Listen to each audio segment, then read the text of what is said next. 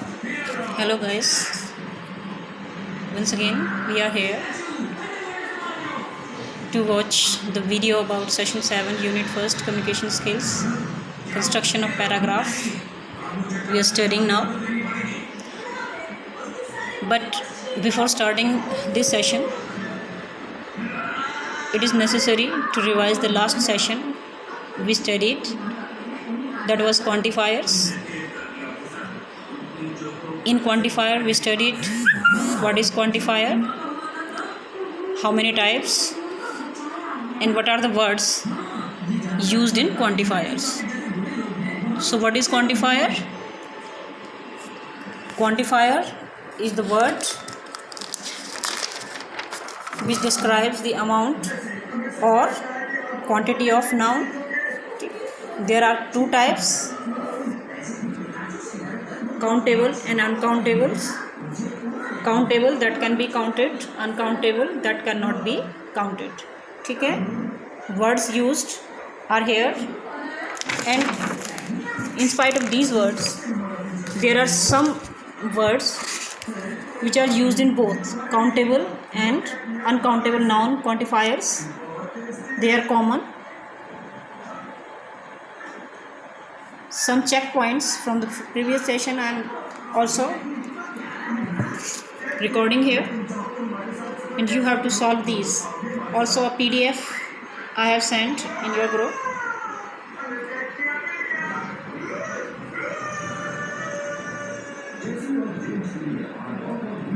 After watching the video you have to solve these.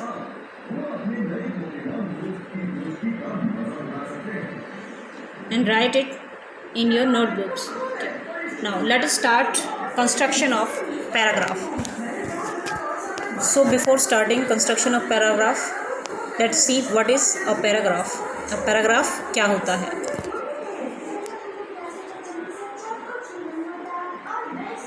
Paragraph basically group of sentences को हम एक paragraph में consider करते हैं. अभी तक हमने पढ़ा था सेंटेंस क्या होता है. सेंटेंस जहाँ ग्रुप ऑफ वर्ड्स होता है वहीं पैराग्राफ जो है वो आपका ग्रुप ऑफ सेंटेंसेस होता है. इसमें हम बहुत सारे सेंटेंसेस को एक साथ कंबाइन करके रखते हैं. सारी लाइंस को एक साथ डालते हैं, और जब सारी लाइंस एक साथ मिल जाती हैं तो वो एक टॉपिक प्रोवाइड करती हैं. उसी एक टॉपिक के बारे में एक साथ कई सारे सेंटेंसेस लिखना एक पैराग्राफ कहलाता है. अब तक जो कुछ भी हमने पढ़ा है, चाहे वो क्वांटिफायर्स है, चाहे वो पार्ट्स ऑफ स्पीच है, या सेंटेंस स्ट्रक्चर है, पंक्चुएशंस हैं, वो सब हम इस पैराग्राफ में यूज़ करने वाले हैं. ठीक है, इस पैराग्राफ में हम वो सारी चीज़ें यूज़ करने वाले हैं. ठीक, तो बेसिकली पैराग्राफ में क्या क्या चीज़ें यूज़ होती हैं. पैराग्राफ आपके पास सब कुछ यूज़ करता है, इवन आर्टिकल्स, सभी तरीके के इंट्रोडक्शन जो भी अभी तक हमने पढ़े हैं. इसमें एक मिडिल पार्ट भी होता है. क्या क्या चीज़ें इसमें होती हैं. पैराग्राफ 3 पार्ट में डिवाइड होता है. स्टार्टिंग में इंट्रोडक्शन, मिडिल पार्ट में डिटेल होती है. इंट्रोडक्शन में जहाँ उसके टॉपिक के बारे में या आर्टिकल जो भी हमने लिखा होता है, वो आर्टिकल जो लिखना है हमें उसके बारे में इंट्रोडक्शन होता है. मिडिल पार्ट में उसकी डिटेल होती है, और लास्ट में होता है उसका एंड या कंक्लूज़न, सिंपली से समरी.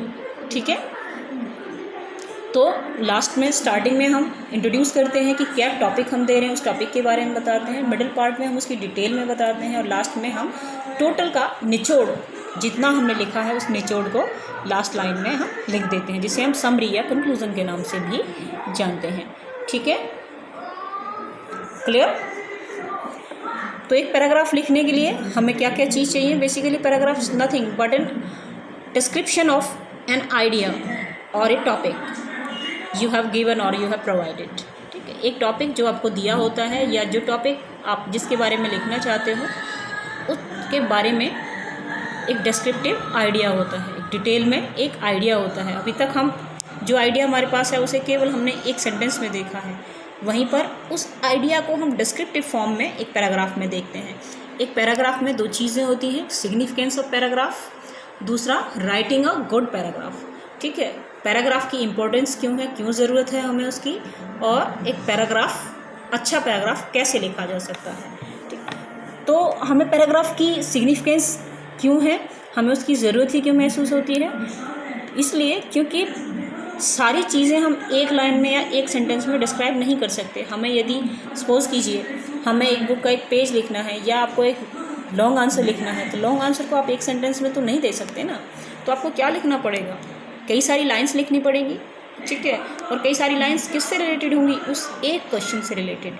तो इस एक क्वेश्चन से रिलेटेड जो लाइन्स होंगी, those lines will be a paragraph, ठीक है, विल मेक अ पैराग्राफ। और लाइन्स अबाउट द टॉपिक और about the question you have asked are combined together and form a paragraph, ठीक है, क्लियर। वो सारी लाइंस जब उनको हम इकट्ठा करके लिखते हैं तो वो लाइंस आपकी क्या बन जाती हैं? एक पैराग्राफ बन जाती हैं। अब देखिए तो क्यों ज़रूरत है? क्योंकि हमें बहुत सारी चीज़ों को एक्सप्लेन करने के लिए एक पैराग्राफ की आवश्यकता है, ठीक है। क्यों? The paragraph present an idea at A time, the paragraph present an idea at A time and prevent text from becoming overwhelming. Paragraph आपको क्या बजाता है? एक टाइम पर एक आइडिया प्रेजेंट करता है और क्या करता है?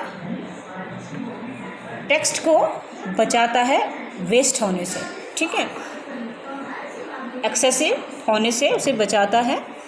तो अब देखते हैं राइटिंग गुड पैराग्राफ, एक अच्छा पैराग्राफ कैसे लिखा जा सकता है। तो सबसे पहले एक अच्छा पैराग्राफ लिखने के लिए हमारे पास एक टॉपिक होना चाहिए, ठीक है। देन उसके बाद टॉपिक मतलब कोई भी आर्टिकल जो हम लिखने जा रहे हैं उसके बारे में समवट हमारे पास एक वर्ड या एक फ्रेज़ होना चाहिए जिसके ऊपर हमें लिखना है, उसे हम टॉपिक कहते हैं। एक आइडिया होना चाहिए जिसके ऊपर हमें लिखना है, उस आइडिया को हम क्या कहते हैं? टॉपिक कहते हैं, ठीक है। तो उसके बारे में सबसे पहले मैंने कहा था अभी 3 पार्ट होते हैं इसके। तो फर्स्ट पार्ट में हम क्या करेंगे? उस टॉपिक के बारे में एक आइडिया देंगे, ब्रीफ आइडिया फर्स्ट लाइन्स में, ठीक है। देन उसके बाद हमारे पास क्या होनी चाहिए? Supporting information of the topic, उस टॉपिक के बारे में हमें उसकी इन्फॉर्मेशन होनी चाहिए, ठीक है। यानी जो टॉपिक जिस पर हम लिखने जा रहे हैं उस टॉपिक के बारे में हमें पता होना चाहिए कि हमें उसमें क्या लिखना है। फॉर एग्ज़ाम्पल यहाँ पर एक टॉपिक दिया हुआ है आपको, इम्पैक्ट ऑफ पॉपुलेशन एक्सप्लोजन, जनसंख्या की बहुत ज़्यादा बढ़ने से क्या प्रभाव पड़ता है, या हम कहें कि जनसंख्या बढ़ने के प्रभाव, दुष्प्रभाव या अच्छे प्रभाव, या जो भी हमें लिखना है तो हमारे पास क्या इन्फॉर्मेशन होनी चाहिए कि हमें अच्छे प्रभाव के बारे में लिखना है या पॉजिटिव प्रभाव के बारे में लिखना है, जनसंख्या बढ़ने से क्या फ़ायदा होता है, वो सारी चीज़ें हमें यहाँ पर कलेक्ट करके लिखनी है। तो अब हमारे पास क्या क्या होनी चाहिए? हमारे पास टॉपिक हो गया, ठीक है, explosion, impact of population explosion, ठीक है।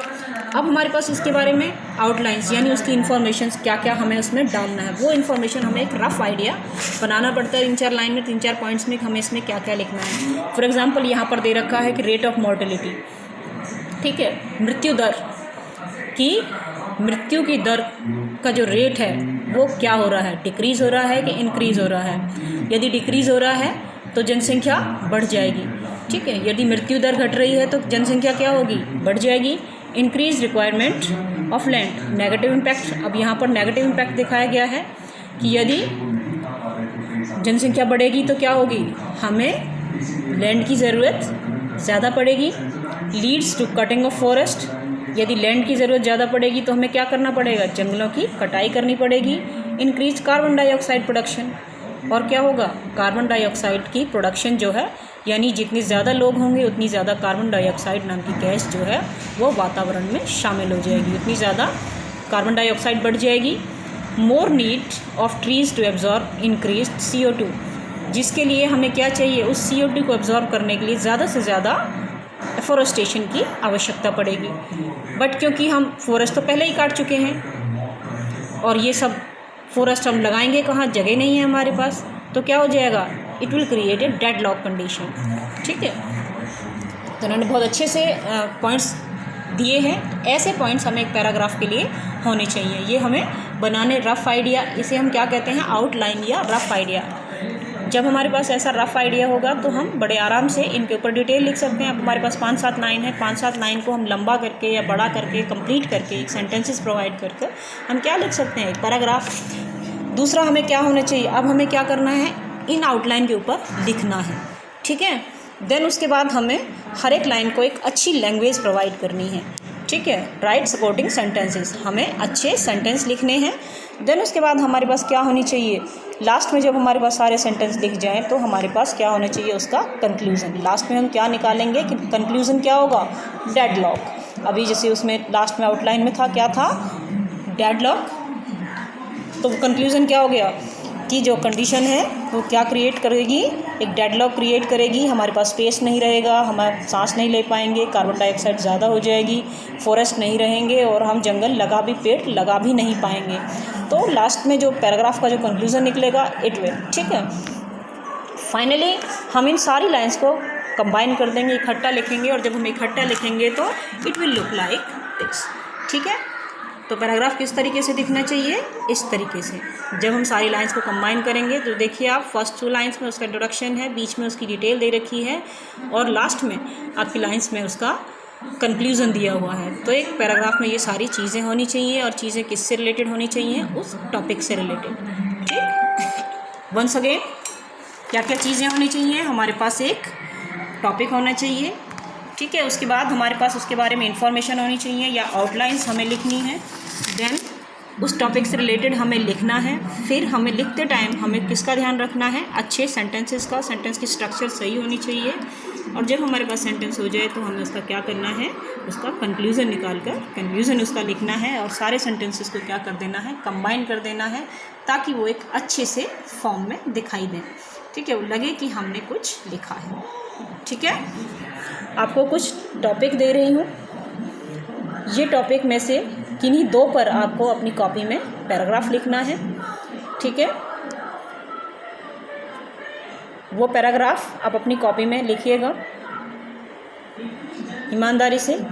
जब भी स्कूल खुलेंगे हम ये चेक करेंगे, और आप ये लिखकर PDF बनाकर मुझे सेंड कर सकते हैं ग्रुप में या मेरे नंबर पर, ठीक है। ओके, नेक्स्ट टाइम हम अगली यूनिट पढ़ेंगे, जिसके साथ ही आपकी फर्स्ट यूनिट ओवर हो गई। नेक्स्ट टाइम हम पढ़ेंगे next unit self management skills, और इसका first session stress management and working independently, ठीक है, क्लियर।